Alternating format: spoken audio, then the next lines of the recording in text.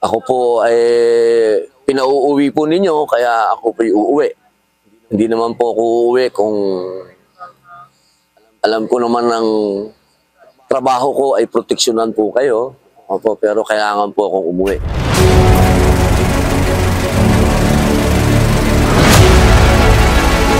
Ngayon po babalik na kayo sa Pilipinas pero hindi nyo nadalaw si former President Duterte. Pero kung may pagkakataon po kayong makausap siya, ano po yung gusto nyong sabihin sa kanya? Number one, bayani ka, boss. Yun na, ako, nirehearsal ko na yun eh. Pagka binigyan ako ng pagkakataon, sasaludo ka agad ako kay Mayor. Boss, siya ka ng bayani. Yun ang unang-una kong sasabihin sa kanya, tapos yayakapin ko siya. Hindi kita iiwan, boss. Kahit saan makarating, hindi kita iiwan. Yun. Nakausap niyo po ba si VP Sara na pag dumadalaw siya, pwede po bang yakapin si PRRD? Opo. May visiting ano naman po sila. May personal naman. Yun yung naisip ko because nakadalaw na rin po si Anilet and si Kitty. So pwede naman pala siya yakapin ng pamilya. Opo. Ano po ang advice nyo kay PRRD? Dahil napagdaanan mo na rin yung pinagdaanan niya, of course, magkakaiba yung circumstances, pero yung kinikwento mo nga kanina, yung mga phases na pinagdaanan mo nung nakulong ka, siguro ngayon meron siyang something similar na pinagdadaanan. Ano po yung magiging advice nyo sa kanya? Well, number one na advice ko is, boss, eto na, huwag kang magagalit, boss, ha? Pero ito yung, hindi ko dinasal na makulong ka. Pero ang dinasal ko, makapagpahinga ka. Ito yon yung time na yon. Makapahinga ka at makagawa ng libro. Kasi lagi kong sinasabi sa kanya yon, boss, panahon na para gumawa ka ng libro. Yung ideology natin, maisulat mo. Kasi sa akin kasi si Mayor hindi lang tao. Ideology siya. And the ideology that he represents is what? Wow, ma'am. Change. Kailangan natin ng bago. Yan ang ideology ni Mayor. Pag nakikita mo siya, kaya natin magbago. Hindi ako nagmamakalinis.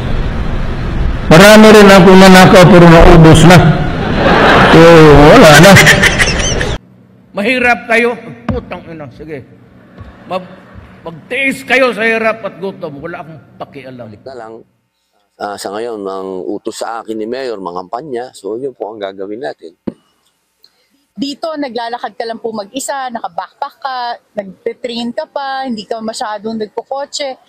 Ganyan ka rin po ba sa Pilipinas? Wala ka talagang security? Sa Pilipinas, ako ay meron lang akong kamag-anak lang na drive. Yun lang. Ang may bodyguard sa akin, siyempre, yung mga anak ko. Ako, wala naman akong bodyguard. Wala naman akong kaaway. May kaaway ba ako? Alam ko, wala akong kaaway. I hope wala. Wala rin pa kami narinig ganon. Tsaka dito, wala. Tagal ko na dito din sa Europe. Hindi naman ako... Mas masarap maglakad sa Europe. Oo nga, masarap. At masarap po. Sa Pilipinas, sige naman makapaglakad. Dahil, lalo na siyempre, po sa Senate dahil papawisan kayo.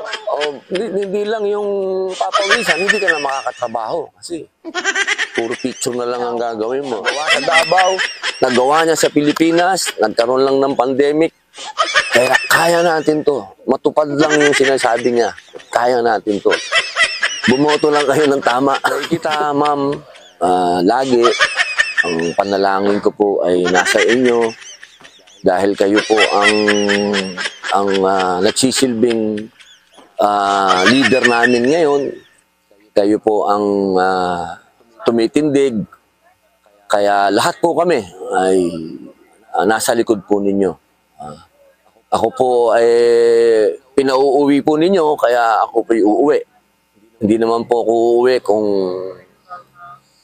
alam ko naman ng trabaho ko ay proteksyonan po kayo. Opo, pero kailangan po akong umuwi. Pinakahuli kong paalala, ma'am, hindi ka namin iiwan. Kami pong lahat na naniniwala po na si Digong ay dinala dito ng maling-mali. kami pong lahat ay kasama po ninyo. Maging mga Duterte man o hindi Duterte, basta Pilipino, ma'am, kasama po ninyo. Maraming salamat, ma'am. At maraming salamat po sa inyo, Opo. Senator Robin. Thank you for your time today. Thank you, ma'am. Opo.